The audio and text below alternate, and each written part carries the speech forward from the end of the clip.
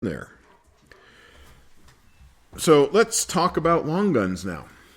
They pose another problem, mostly because of their size.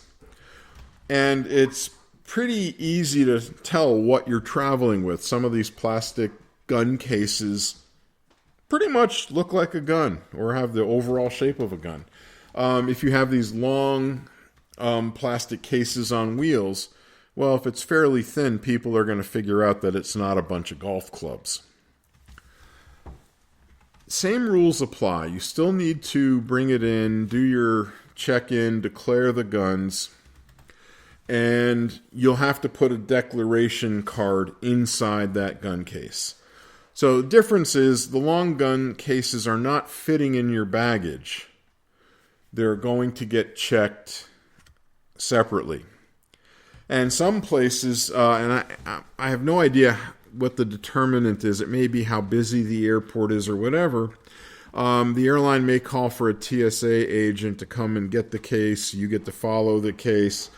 They get to screen it and bring it back and then say it's okay to check in. But at any rate, when you open up the case, put the declaration card in there and then seal and lock it. So one thing might be easier and faster is if you have the locks with you, but not physically locked to the case until right before you turn over the bag. Long gun cases are also a pain. They're unwieldy. So if you're traveling with a shotgun or some type of AR type platform, if it's a shotgun, disassemble it, take the barrel off. If it's an AR type, separate the upper and lower receivers.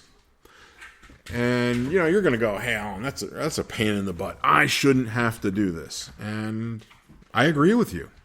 However, just like I said with handguns, when it goes through imaging or x-rays, they can see that the guns are disassembled and are not in a firing or fireable or operational condition. So they may not even consider opening the thing up because you took the time to make it laid out, look neat. And plus, if you remove the barrel from a shotgun, you remove or you separate the upper and lower receiver from an AR, the gun case is a lot smaller. The other part now is, what about ammunition? I mean, I said you could travel with ammo. You could even put it in the gun case. And you're going to say, well, how much ammunition can I bring? Well, if you're just taking it as a carry weapon, I can't imagine you getting in a protracted gun battle. So maybe, a box of 50 is more than enough. You can load your magazines, have a few rounds left over, and be good to go. A lot of airlines will allow you to travel with 11 pounds of ammunition. And you're going, well, that's not a whole lot. I think that's like about 300 or 400 rounds of 223. It's probably something like, 400 rounds of 12 gauge or 300 rounds of 12 gauge. I would just say get a postal scale and weigh it. Because if you come over and they, and you go, okay, well, it's really 11.3 pounds, that could get the ammo confiscated. And you don't want to deal with that. So the other thing you can do is if you're, let's say, going to a competition, you're going to a training thing where they said, bring 1,000 rounds of ammunition.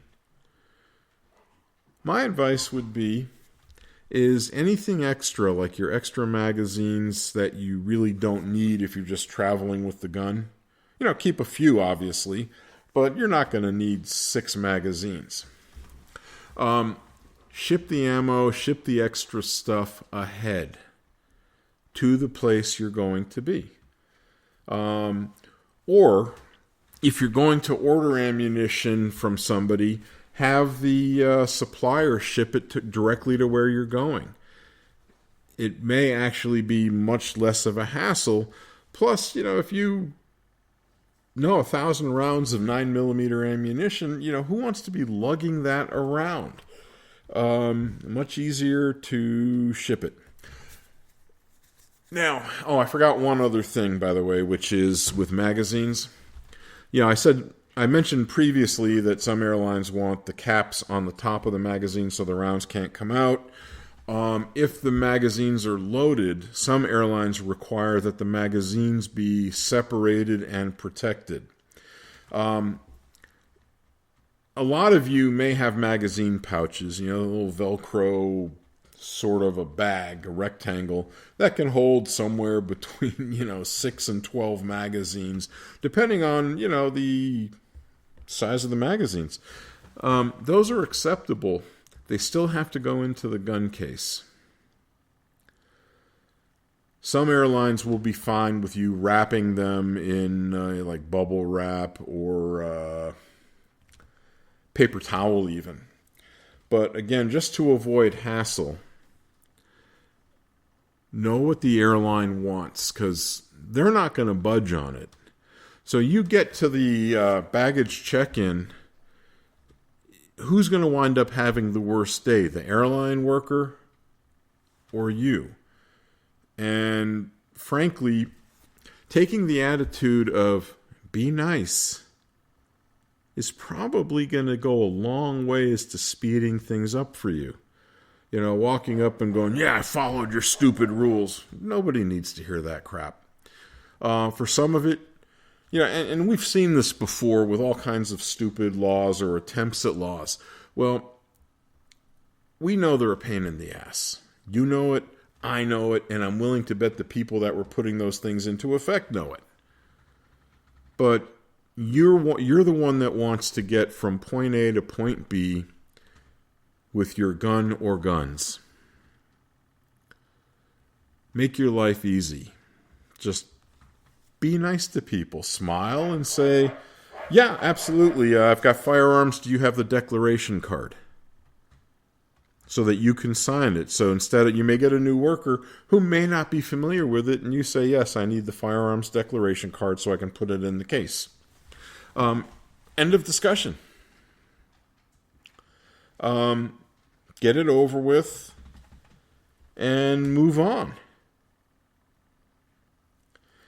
Okay, so having said all that, I've seen other, and I wasn't able to find the video that my wife told me about, but when I was looking online and seeing if there were examples of people that created problems for themselves, there are some. But I think those tended to be the exception. The majority of the people that, when I was looking information up, that they said it was no hassle to fly. They had some issues the first couple of times, and it was mostly because they weren't 100% sure of how to approach the person at the check-in desk. And the same people said, as they got more experience, it was painless. Doesn't mean it wasn't a pain in the ass, but once they figured out the system and worked out a system for themselves. Case in point, locking up the gun case before you get to baggage check-in. You're going to have to open the case anyway. So how about just put the locks in a pouch or in your pocket, and soon as everything is set, then put the locks on. The people behind you in line may not be thrilled, but you're doing things as efficiently as you can. Now, if they have a special needs aisle or lane, that's the one you're going to probably want to go into. And hopefully there won't be a whole lot of special needs people. But this is where, things like firearms and other weird stuff go. So I can't emphasize this enough, other than me repeating I'm not an attorney. But if you're going to fly on a particular airline, or maybe even before you book a flight, Find out what their firearms policies are. Look at what the TSA policies are. And then figure out the best approach. I know a lot of people probably have the equivalent of those hard-sided cases. I know I have a couple of them. Think ahead. Order it long before you travel. If you know you're going to travel with firearms, get the equipment that you need ahead of time. You may want to check in even earlier. I know they always say an hour or hour and a half before the flight. You're traveling with firearms. You may, at least for the first couple of times, give yourself maybe another hour.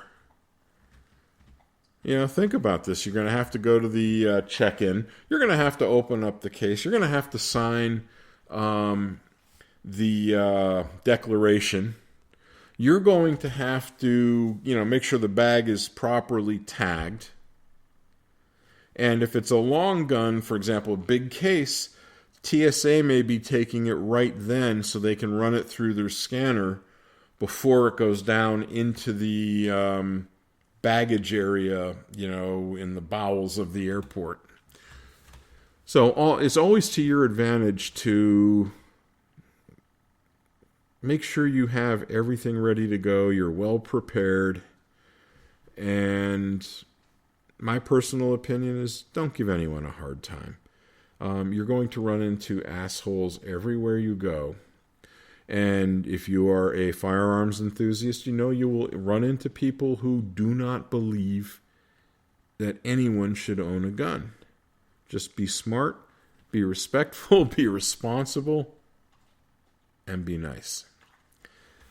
Okay, as always, I look forward to hearing comments, questions, ideas for other podcasts. You can call or text 919-808-6480. You can email to info@quarterhorsearms.com. Feel free to check out our website at quarterhorsearms.com. And as always, I'm Alan with Quarter Horse Arms in Snow Camp, North Carolina. You guys be safe out there, travel safe, and have a great day.